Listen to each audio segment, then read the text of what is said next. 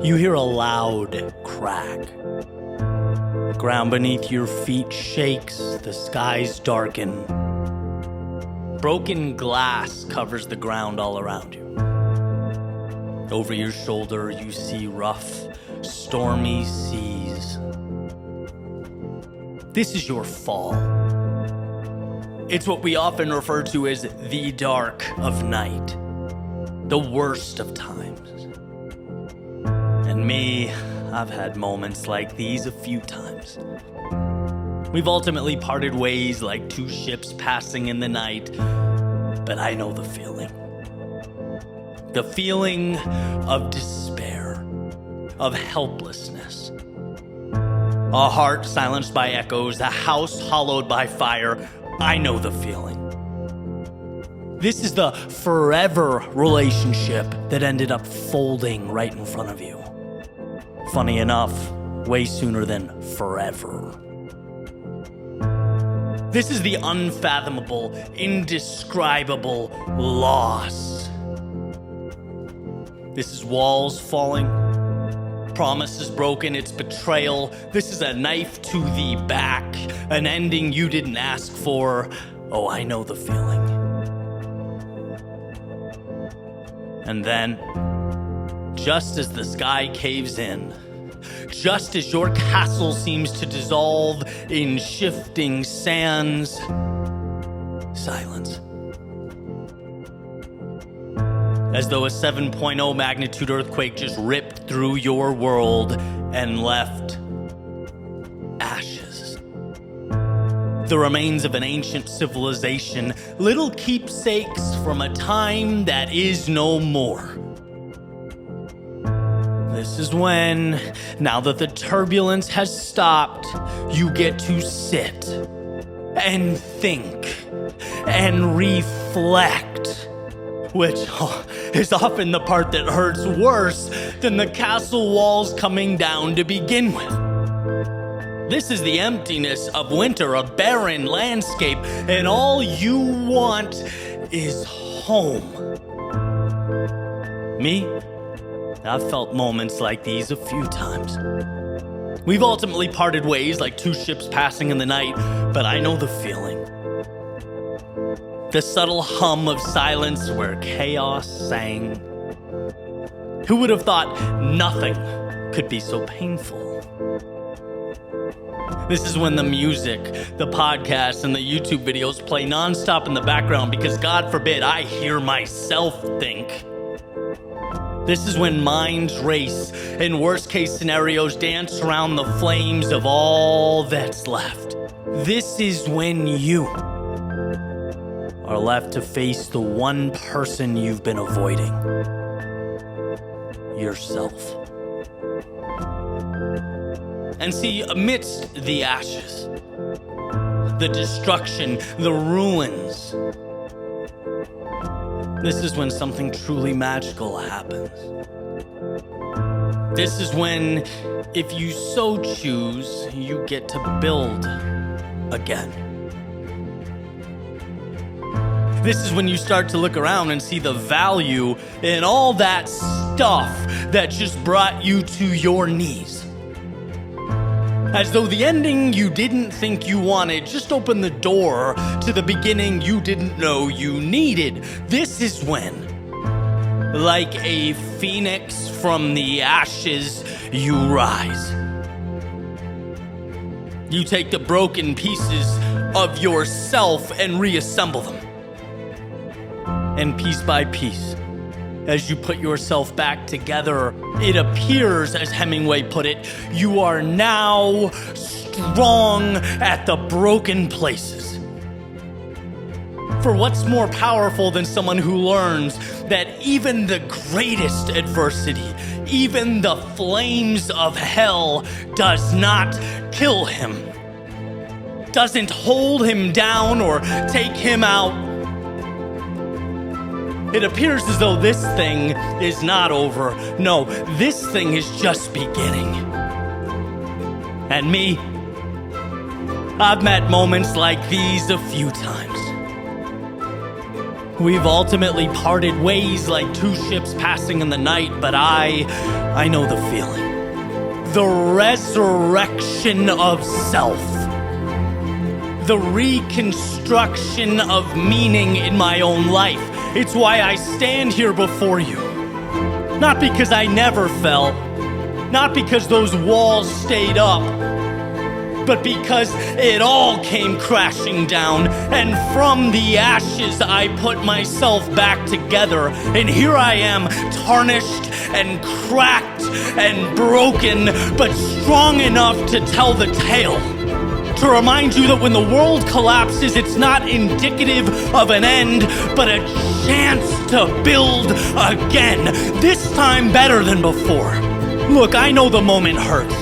I know the crushing blow of solitude tied to one being humbled by life, but I also know that you are stronger than those things. In fact, you are stronger than you think you are.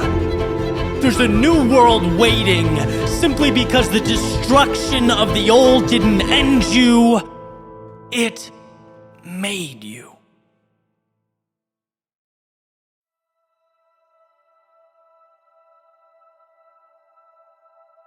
You know what one of the best things to ever happen to me was? Migraine headaches. Yeah, I know. Those excruciating, debilitating, sometimes can't get out of bed that day headaches.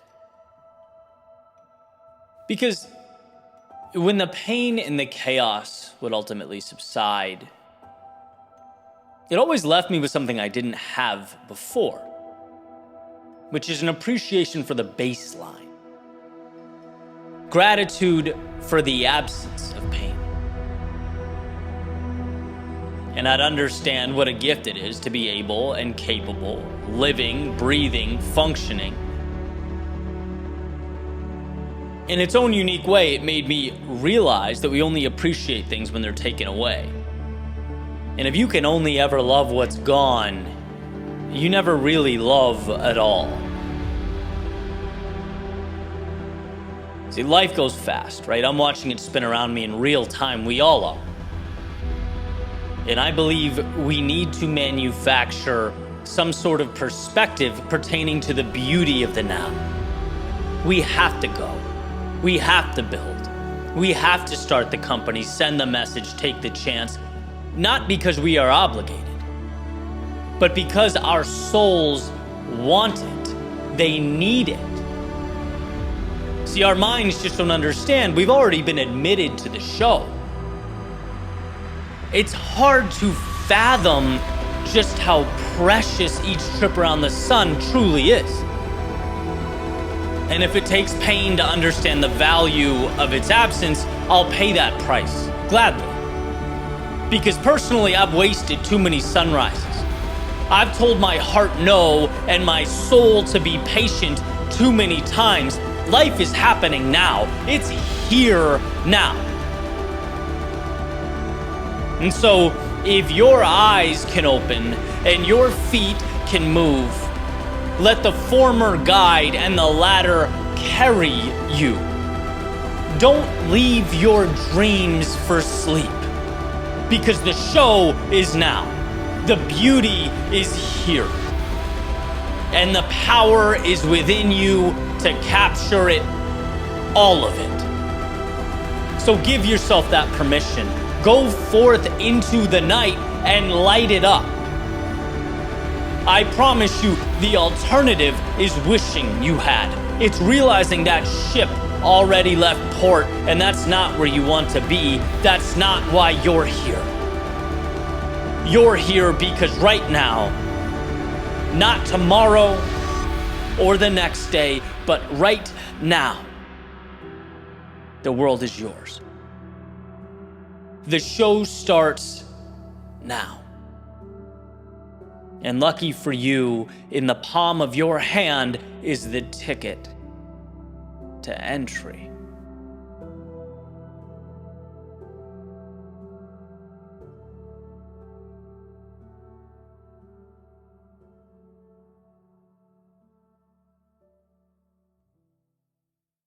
I learned recently how grateful I am for storms. Quiet skies don't show you how strong you are. Calm doesn't force you to level up. No, it's when the ground shakes we learn to endure. We're forced to find within ourselves a resilience that was once tucked away. They say confidence is earned.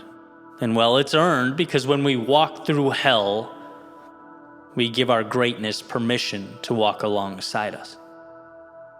We grow in proportion to the discomfort we allow in our lives.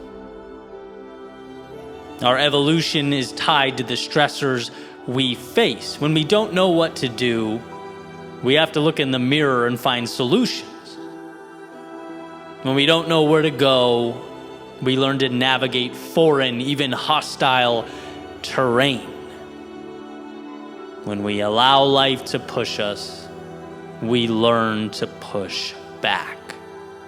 If you want more, allow more to be placed before you. A lot of us want to be slaying dragons, but never find the courage to approach the mountain where the dragons sleep.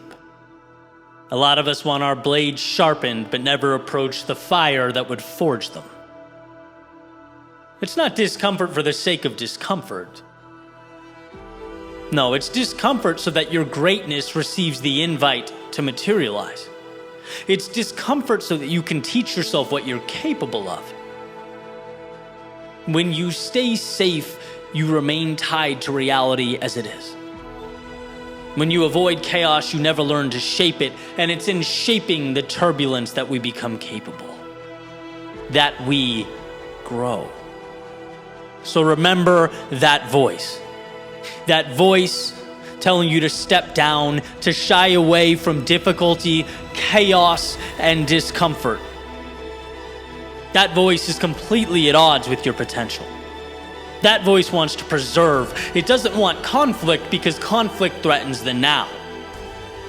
But a life fully lived takes the current state, it smashes it on the floor, and it rebuilds over and over again. A life fully lived is walking through the fire so that you are forced to become someone who can handle the flames. Be grateful for those storms. They give the excellence within you a face. They take you by the hand and show you what you've been capable of since the very day you were born.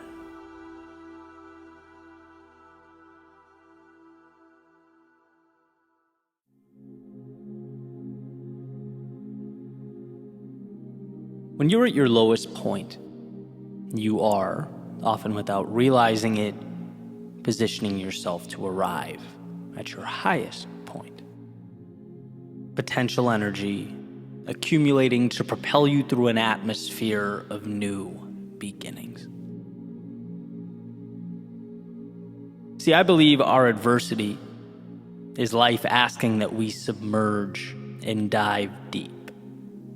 Sometimes very deep, just to remember how badly we need that oxygen above.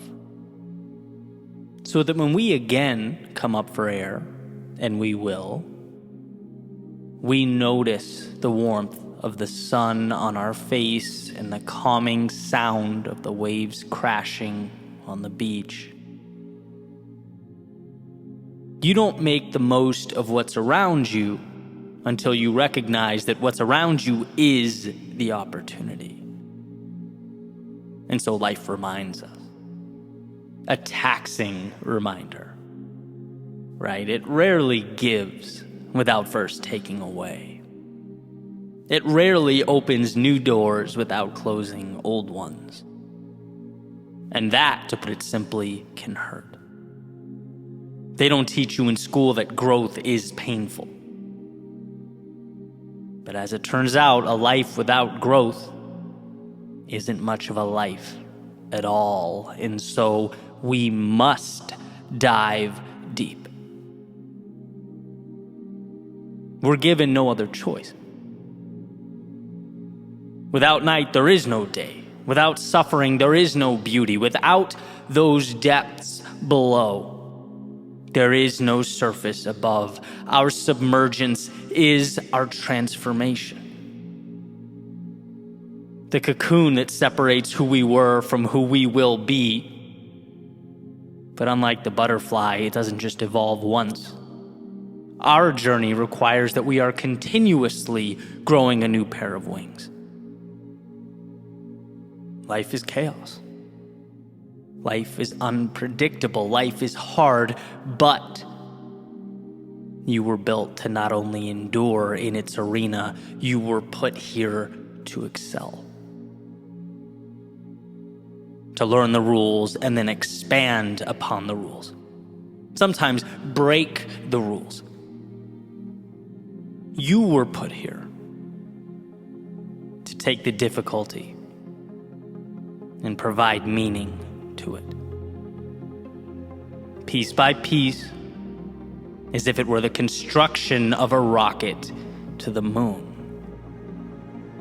Little pieces of at one point frustration and confusion and chaos combined, reused, and transformed into exactly what you need them to be. Emergent properties. You just have to be willing to see beyond the now and assemble.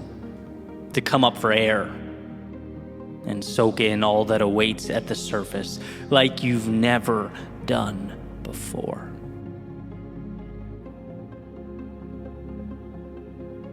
The other day, I was texting with a friend of mine. Out of nowhere, she goes, "What's wrong?" And I'm thinking, nothing, right? I haven't said anything. What do you mean? She's adamant, right? She goes, "Something feels off." I thought about it and realized, yeah, she's pointing out something I've known for a little bit here. Something is off. I'm hiding from myself. I feel a little burnt out, a little tired. Certain areas of my life have become unevenly distributed. In fact, I was flirting with that thing I've always feared doing most. Simply going through the motions. That scared me. I don't want this, right? I've come too far to feel like this. I'm better than this. How do I fix it? How do I solve it now? Figure it out now. But eventually came to realize the now part just might be the whole problem. Fix the now like it's a headache and me shaking my fist at the sky will be ibuprofen. No, battling imperfection is a fool's errand. It's setting yourself up for disaster. We are humans, not gods. We are perfectly imperfect. And when something is off, don't fight, listen. Don't retract, expand. Here is the opportunity. I'm under the surface, diving down into the depths of my own soul. Hear what it has to say, so that when I come up for air, and I will, the sun will warm my face like it never has. The crashing waves will offer a symphony to my ears that I've never heard. And I'll see that the world I'm taking in is more a reflection of me than of it. As that saying goes, you don't see the world as it is. You see the world as you are. And how lucky to have taken a step back, a trip below the surface, to realize again that I am the painter, not the critic. My world had become black and white, not because we live in a black and white world, but because sometimes we forget to put the color in. Sometimes we don't give ourselves permission to expand beyond the parameters we've created for ourselves. So with the breath and the oxygen will come a new appreciation, a liberating gratitude. There's nothing so sweet as remembering that both The castles in the air and the chains at our feet are imaginary. And hey, you get to choose which one to believe in. See, what time has taught me is that there is strength in our vulnerability, in the times we fall or lose ourselves. And I know the inclination is to panic, perhaps assess too quickly, to not hear but talk, to not listen but attempt to solve, which leads to the application of band-aids on bullet wounds. When we are low, when we are lost, it's our chance to better understand ourselves. It's the metaphorical equipment room where we stock up prior to our next ascent.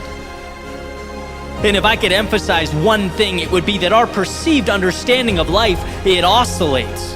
Sometimes we feel like we get it. We do. And sometimes we feel like we're sprinting with our eyes closed. It's a riddle we will never fully come to solve. But I do know one thing. We can't change the unpredictability of the world, but by observing, by listening, by getting back up, we can change ourselves. By recognizing our strength, we can utilize the downtimes, as they are the education we've been longing for. Remember, the world does not and will not ask perfection of you, so don't ask perfection of it. You were built to endure, to overcome, and to recreate yourself. Losing your wings will never be the problem. It's forgetting that they must be regrown. That is the problem. So step out. Rise to the surface of your world and breathe.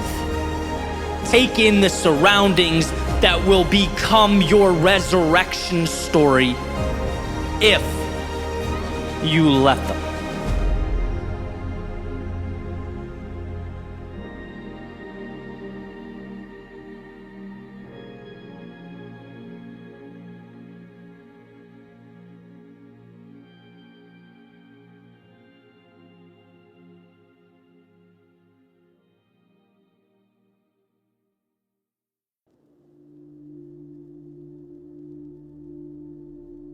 Had a window seat on the plane a few days ago, and during the descent, I watched as we lowered into a thin layer of clouds, which anyone who's flown before knows creates turbulence, right? The plane starts to shake. For a brief moment, can't see anything outside the window, only white. And no matter how many times I watched this happen, and at this point, probably in the hundreds, I can't help but feel a little uneasy. Heart rate increases a little bit. It's just an uncomfortable thing. And here's the deal. Not only is a plane going through turbulence safe, a quick Google search will explain to you that no plane was ever brought down by turbulence. They were built specifically for that, to endure it.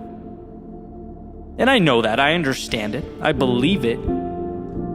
I guess that, faint nervousness I feel highlights the divide between my mental capacity to understand something and, my physiological reaction to it. It shows, to put it simply, that often what's necessary will be uncomfortable, right? Will get easier over time, but the point is there's a very real biological resistance associated with doing what's necessary.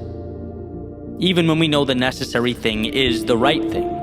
Even when we know we're capable of enduring the journey, right? Just like that plane was built specifically to endure turbulence. Well, in your own world, so were you. And yeah, that world might shake. Yeah, you might look around and see an unknown providing no clarity or visibility, at least in the moment. But that feeling of discomfort should not be interpreted as negative, a sign to stop or turn back, as a signal that the world is too much. No, it's where you close your eyes and remind yourself how much you can handle, despite life trying to make you feel to the contrary. You were built to overcome, made to push into uncharted territory, to take your losses and uncover the hidden away value within them. Sometimes to grow, it's required that we learn not to resist that trembling, but to see it as the courage to say yes when it would have been infinitely easier to say no. And that's what this is about. Nothing groundbreaking, no secret formulas, just the reminder we often need but don't hear enough. That during the ascents and descents of life, and there are and will be many, know that you were built for the turbulence. You can harness the chaos, you can get through to the other side. What's required is simply that you remember who you are and what you're capable of. Because again, when visibility is limited and our worlds shake, it's easy to forget. You will not lose because of the challenge. You will win despite it again and again and again. And sure, stepping up to face that adversary, you may never detach from that nervous feeling in your stomach or the shaky hands, but that's okay. That's your indicator that you're alive, that you weren't tricked into submitting to a very beatable opponent, that you didn't turn away from the things that meant the most.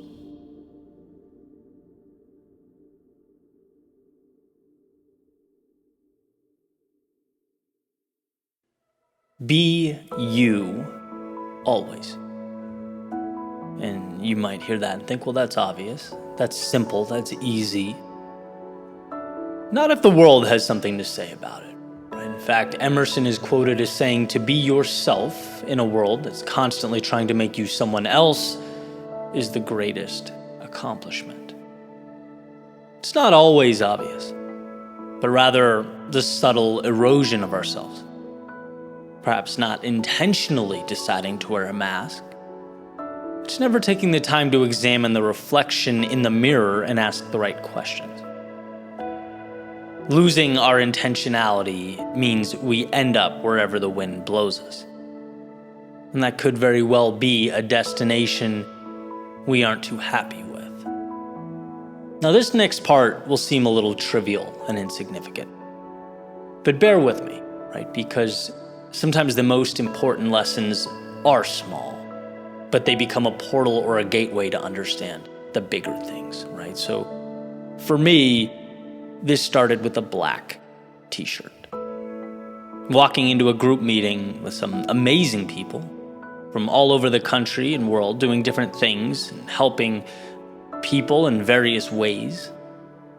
And all of them, as I entered the conference room, happened to be wearing business casual. Which is great, except I haven't worn a collar in a pretty long time.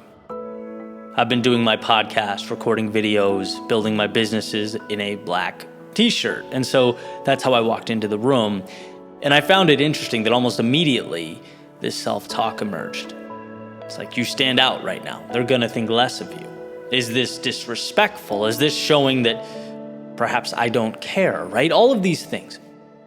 And so I left that day and I sat with the thoughts. They bothered me, so I wanted to spend some time with them. And here's where I landed, taking those same points one by one. Number one, if they think less of me for being me, then that would be on them and not me, right? I'd gladly fight that uphill battle to earn people's respect in my authenticity. Number two, it's not disrespectful because I am happy to be there, proud to be there. I do take pride in my appearance. I just do it in my way. And number three, be you always, right? How you show up is what matters.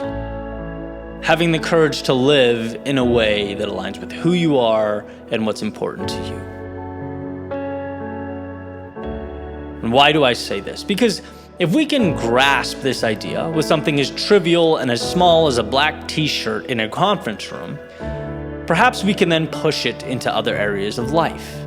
The bigger things, the more important things. Like, who's in that room to begin with, right? Who are we surrounding ourselves with? How do we spend our time? right? There's two ingredients to this recipe. One, who am I / what matters? And two, how can I position myself so that that is the arena I'm operating in?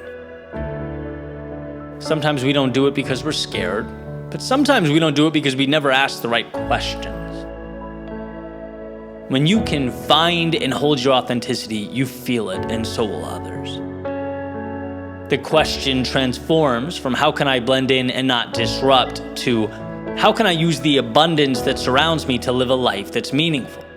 There's a lot of us metaphorically walking around in collared shirts when they're not what we're meant to be wearing, right? A lot of us asking, how do I not screw this up? Instead of asking, how do I go get what's mine and do it in a way that matters to me? Be you always. And the closer you are to that, the more powerful you will be. It means understanding who in your life adds to that and who in your life detracts from it. It means looking around and asking, am I doing this for me or for others? It's that old airplane mantra. You have to put your mask on first before assisting others, or no one gets saved. No one gets the value. In a way, life is a beautiful pursuit of simplicity, of really distilling your world down to what matters and pushing away the rest. Because like moths to a flame, the complexity and unnecessary minutia finds us. It latches on and becomes what we carry around. I better not let go, says the lizard brain. This is how things are supposed to be. This is what everyone is doing. But when you find that clarity, truly capture it, yeah, you earn the respect of others around you in that metaphorical conference room, but most importantly, you earn your own respect. You, to a greater extent, appreciate that face staring back at you in the mirror. Right? Think about it this way. They do not build statues for those who blended in the best, who conformed, right? No, we build statues for those who had the courage to live in their authenticity, to do things their way. Because we understand how unique, how powerful, how difficult that is. Be you always. There's nothing more powerful than that.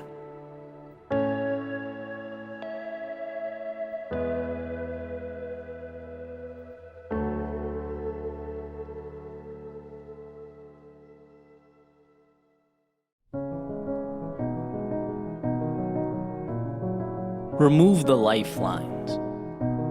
Eliminate plans B, C, and D. Let the curtains close and the lights dim. See, the beginning of something new requires the ending of something current. So make life propel you into chapter 2. Let the door slam and lock behind you. Throw away the key. With the boats burned and turning back off the table, we have to make it work. We have to figure it out. Well, how, we might ask, with only these pieces, with only this circumstance, with only these resources? Well, it's funny how when walking away is no longer a possibility, so many other possibilities are born. When we're stuck between the wall and our demons, we roll up our sleeves and do that which we have been, let's face it, running from. We fight. We become proactive. We take initiative. It was always there. We just never had to. So if you can't do it on your own, make life make you. Because the bottom line is there are new horizons that await your arrival. They are always there. But they require you to make the trip, to look out over the vastness of what's before you and convince yourself that what's ahead can become your new normal. And oh, how I wish we weren't biologically preconditioned to preserve, to stay safe, to stay the same. How I wish we weren't constantly being pulled to stay right where we are. Our minds, they love it here. With the rest of the world, the change, the hope, the progress, all on the other side of that window. All outside, all foreign to us. You don't need any of that, it'll tell you. Or maybe, after you conjure up a little courage, it might compromise. It might say, fine, it's worth a try, put one foot out the door, but don't forget you can always come back to me. You can always retreat. It's warm here, safe here, it's predictable here. The mind wants you to know that when things get tough, mediocrity and comfort are always right behind you, ready to embrace you with open arms. And it's for this reason that those boats must be burned, that the door must be locked, and that chapter must be closed. The journey before you, it's going to be difficult. There's no question about that. Anything of value brings difficulty. And when faced with the adversity, the only way to defeat it is to know there is only one way. One option available to you, and that one option is forward. It's through. There is no backwards or compromise. There is no safety. Not if you want from life that which is extraordinary. Not if you want the things we covet, dream of. Whether they're interpersonal, financial, career-oriented, health-related, maybe you just know in your soul that right now ain't it. Any move to something better will present to you its obstacles. And my advice, if it's what you really want, is to have decided before you started that there is no other way. There's no negotiating with yourself. Because if you allow that door to be cracked, life will kick it open. So point the compass north and dismiss any notion that what's comfortable is more important than what's meaningful. When you're cold, nothing is more appealing than that warmth. But warmth is deception, a short-term ploy for you to forget what really matters. An illusion.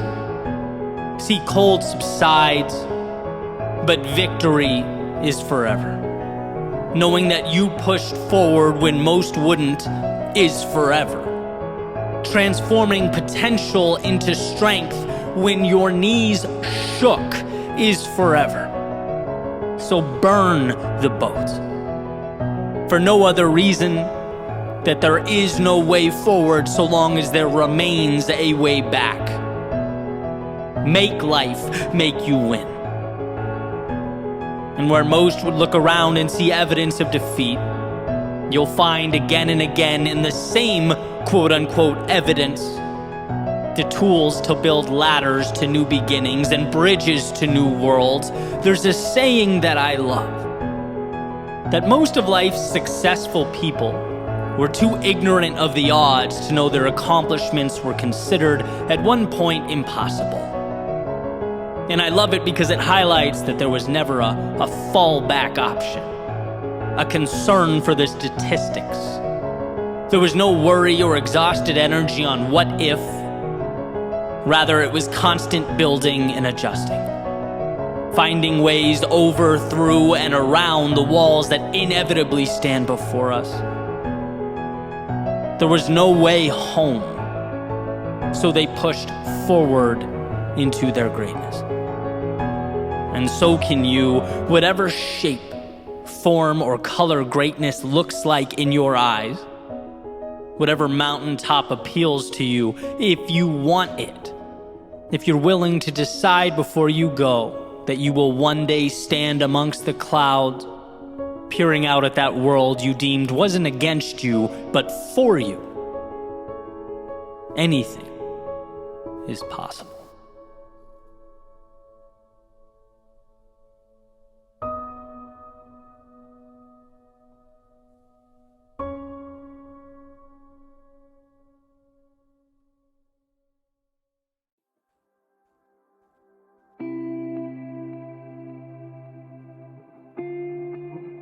was taking a walk a few days ago and was listening to an audiobook called 10x is Easier Than 2x by Dan Sullivan and Benjamin Hardy. And this is a book essentially about how exponential growth requires a reframing, a change to the way we think about ourselves and the journeys that we're on. And in it, Sullivan states, and I'm paraphrasing, the things that brought you to the current moment will keep you there. Powerful. In a lens through which I hadn't really looked at my personal growth or journey before. I've always thought of progress as a stacking of repeatable habits over and over again. And while this may not be wrong, Sullivan and Hardy make a pretty effective argument that it's only part of the story.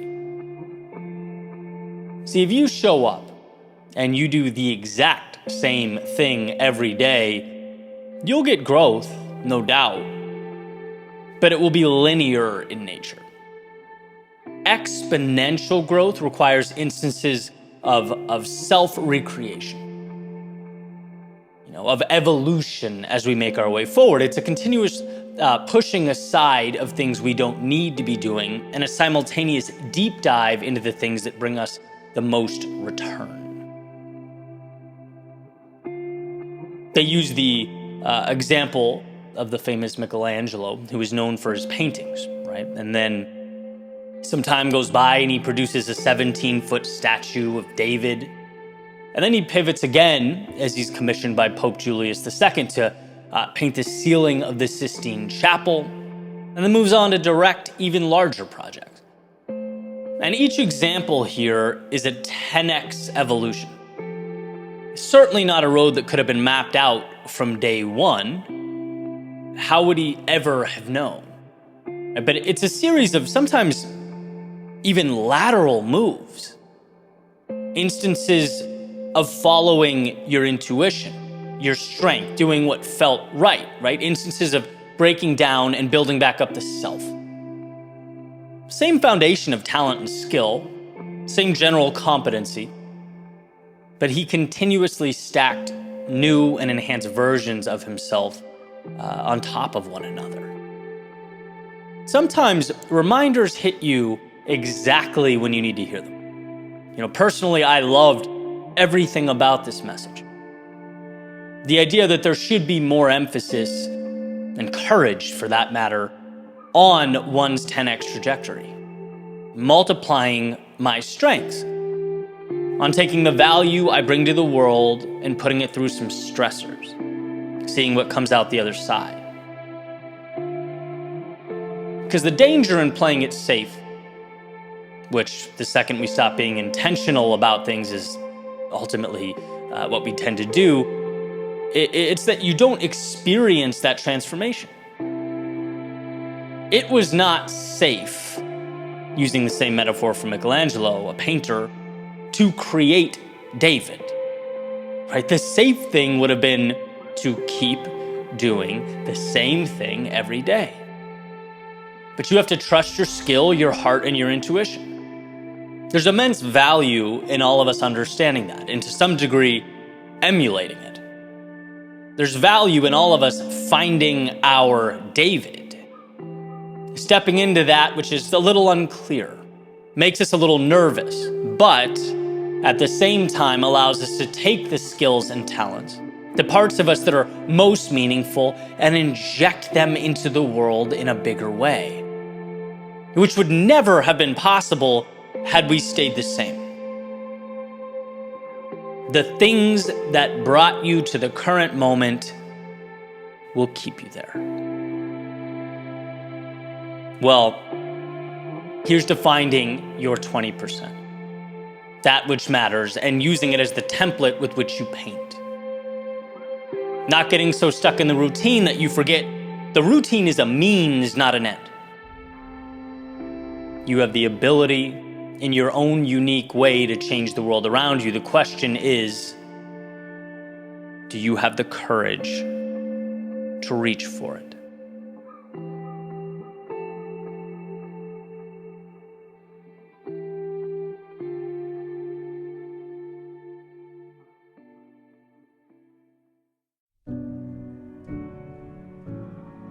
It's impossible to know how this story ends. I don't think we're expected to, nor do we need to. But we do need to be willing to light up the 10 feet in front of us. We need to be willing to illuminate the now. It's how little nothings transition into those very meaningful somethings. One illuminated piece of the puzzle at a time. They say that complexity is the enemy of progress. Things seem too big, too far away. When all the world appears dark, we pause. We become crippled by how much we don't know. We hide in the shadows of life's unknown. But I have, and hopefully will until my final days, hold on to the idea that we have within us enough light, just enough light, to brighten up the path before us, directly in front of us.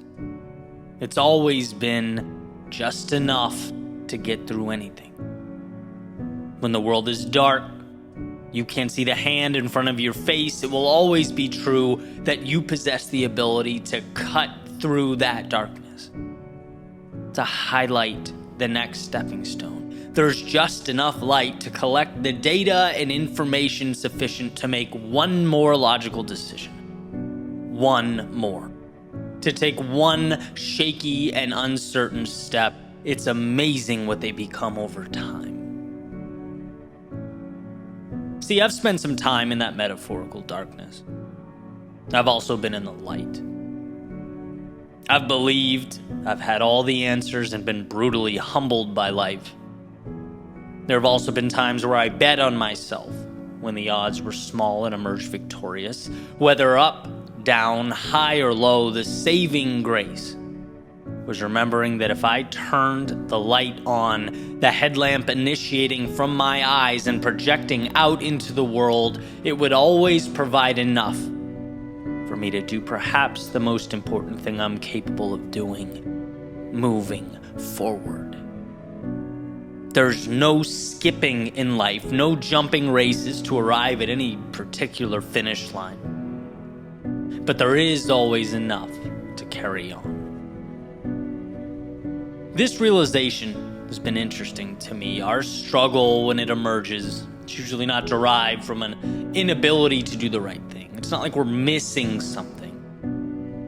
No, our struggle comes from thinking we need more than we do. It's frustration that our goals are so big and so far away and so out of reach. We lose sight of what we can control, blinded by a standard that no human can live up to. Stop beating yourself up for not being a god. No mere mortal ever leapt a mountain. Everything is not the goal. One thing is the goal, and you are capable of one thing. Everyone is capable of one thing, one little action to initiate momentum and push you further into that unknown. But where? You might wonder. I need to know where. To which I say, breathe. Because the wheres make themselves known when you're in motion. As you move forward, the wrong destinations prompt you to learn and then self-correct. And the right ones inspire you to push further in their direction. Both valuable, right? The only way to lose is not go. The only way to lose is to say, because I don't have it all figured out, I'll remain right here. Like a toddler refusing to put a puzzle together because he can't see the completed mural in each individual piece. The whole point is to put it together. The fun is to put it together. The growth and the value is in putting it together. And I get it. We want to know, right? Humans want to know. That's why evolving is hard. We have to be okay with not knowing. And that's what life is about, formulating your hypothesis and then letting the data derived from your progress alter your approach. That data is not gifted to you while you stand stagnant. So the question is, will you sign that dotted line? The one that says, when you can't see the mountaintop, what you will be left with is solely trust in yourself that you can bring it about. It's easy to say yes when the sky is blue and the birds are singing. But amidst the storms, when your mind begins to whisper that perhaps it will never end, when it begins to ask you if there was ever even a point, after all, look around, there's nothing but gray. That is when you have to remember the rules of the game. That's when you have to remind yourself it's not about knowing, it's about trusting, about creating puzzle pieces, not finishing murals. Anyone can create just one puzzle piece, and then just one more, and just one more. Because yes, it's difficult, as is life, but you'll remember why as you move into the storm and watch all those little pieces connect around you.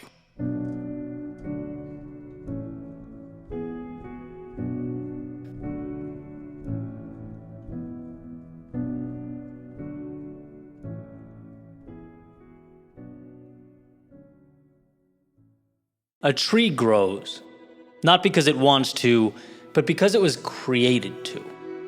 It's a story about potential, right? And about a decade ago, right when I started writing, speaking, creating content online, I came across that message and it was transformative for me, right? The idea that human beings are the only life form that will do less than they possibly can.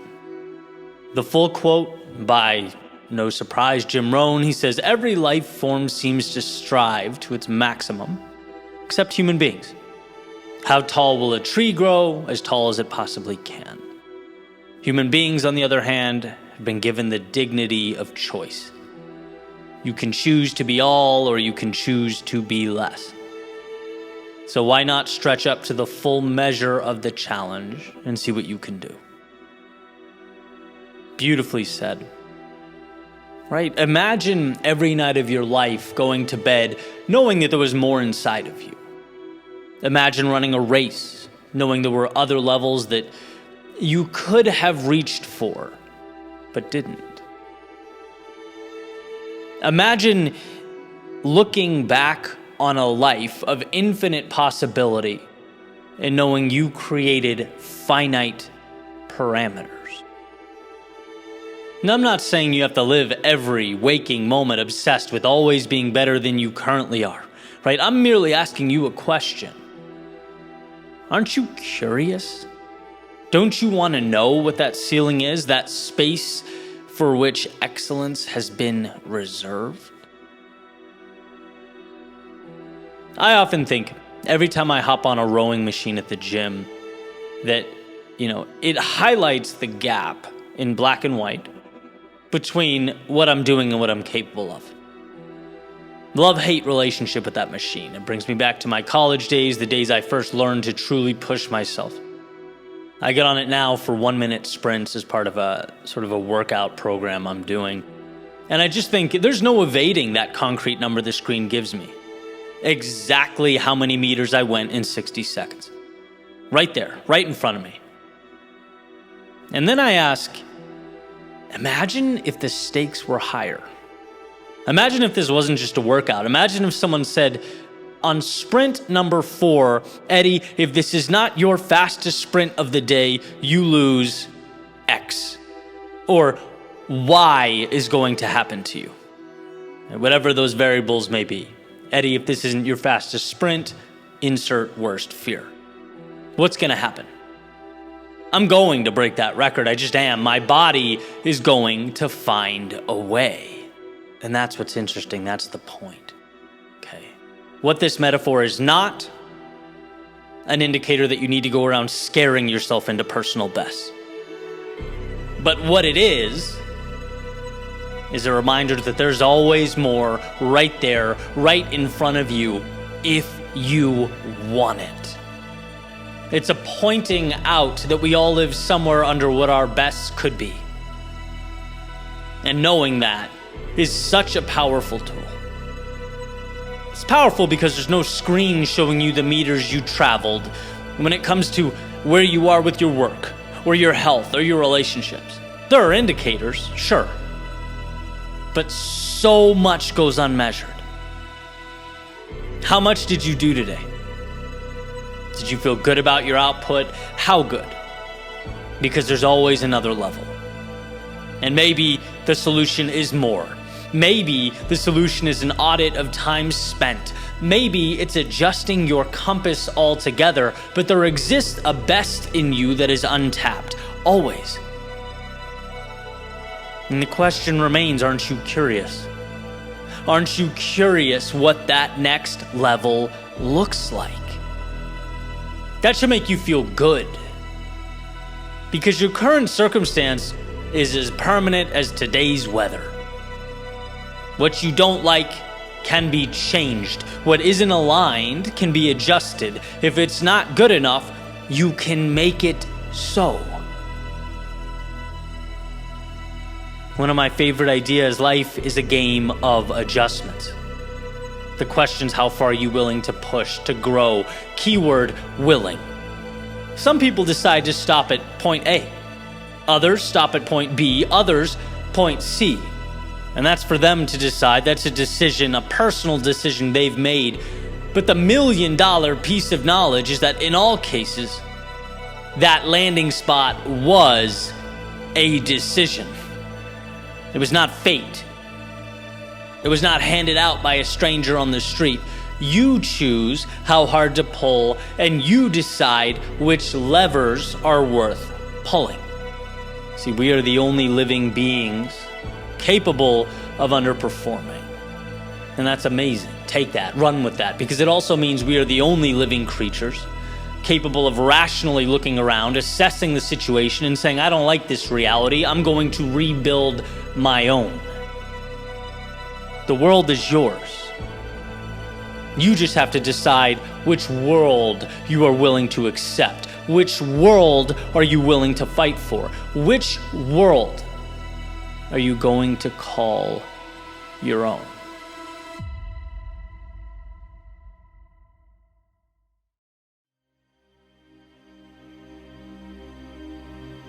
There's a saying that just because you spent a long time making a mistake doesn't mean you need to continue making it. There's an incredible advantage in life for those who can separate past and future, who can recognize sunk costs and walk away from the past, move on to new things. But here's the challenge, right? Like so many things, our instinct is to preserve. But I've invested so many years. I've spent X amount of dollars, and maybe I don't like where I'm at, but look how long it's taken me to get here. Well, here's the reality. That time is gone. That money is not coming back, no matter what you do or what direction you take from here on out. There's no reason to think you have to maintain the same trajectory or hold on to a specific identity or pattern of behavior. Yesterday isn't the focal point here. The goal is simpler. What matters now, and how will you get there now? You've grown, you've evolved, you've changed, and your targets have shifted, so why shouldn't you? The idea of sunk costs is so important because it's essentially realizing that you're not indebted to the resources you've spent or exhausted. There's no need to be a slave to previous decisions that you've made. No, just chalk it up as an integral step in your learning process, an aspect of growth, and move forward to what matters, to what you care about. And if that seems obvious, I challenge you to think about the decisions you've made over the last year, and I guarantee you've let factors affect your decision making that are irrelevant to your goals. because we feel this camaraderie with yesterday, like there's a debt to be paid. But man, life is too short to run in place. If it's not pushing you forward, drop it. If it's not what you need, forget it. In other words, don't be one of those people that wakes up and makes the same mistake every single day because you've spent a long time making it. See, reality only exists in your head, and that's why it's beautiful. You can unlock the cell door and walk out. Don't lose sight of the greatest gift you have.